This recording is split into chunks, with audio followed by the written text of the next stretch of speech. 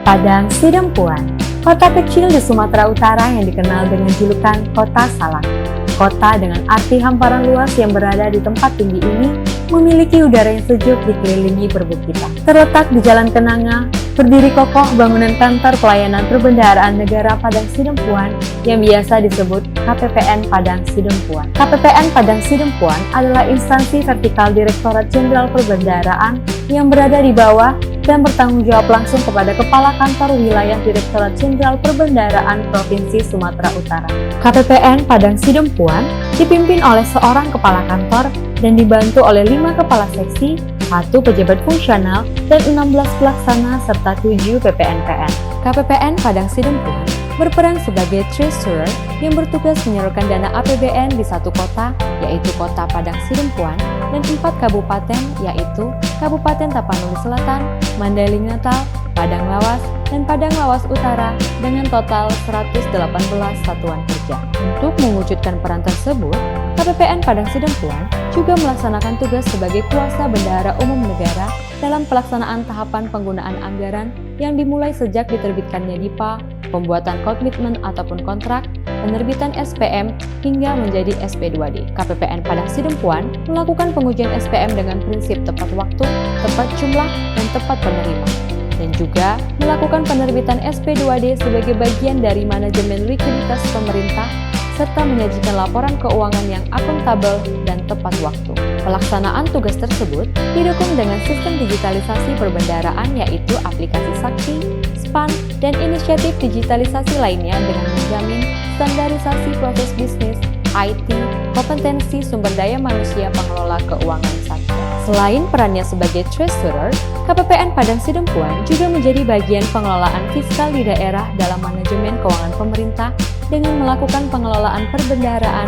yaitu eksekusi I-Account APBN. Pagu anggaran yang dikelola merupakan bagian dari anggaran belanja negara yang berasal dari anggaran pendapatan berupa pajak, bea cukai, PNBP, dan hibah, serta pembiayaan baik dari SUN maupun PHLN. Anggaran belanja negara ini dilakukan dalam rangka pelaksanaan tugas pemerintahan dan pembangunan dengan implementasi penyaluran anggaran belanja tahun 2022 oleh KPPN Padang Sidempuan sebesar 1 triliun untuk belanja pemerintah pusat, 975 miliar untuk dana desa, 304 miliar untuk DAK fisik, dan 266 miliar untuk DAK non-fisik. Anggaran belanja negara yang disalurkan ini harus dapat ditelusuri output, outcome, dan impact-nya. Selain eksekusi I-Account, KPPN Padang Sidempuan juga harus mengetahui aliran uang masuk dan keluar, baik dari pusat maupun daerah di wilayah kerjanya,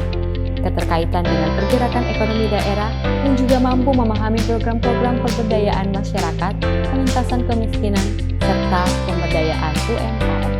Untuk mendukung peran sebagai treasurer dan pengelola fiskal di daerah, serta mewujudkan lingkungan kerja yang nyaman, seimbang, efektif, dan produktif, KPPN Padang Sidempuan melakukan kegiatan berupa manajemen eksternal, internal, dan penguatan kapasitas perbendaharaan yang juga didukung dengan sarana dan prasarana dengan konsep Fresh Office, Flexible, Responsive, Smart, Healthy Office.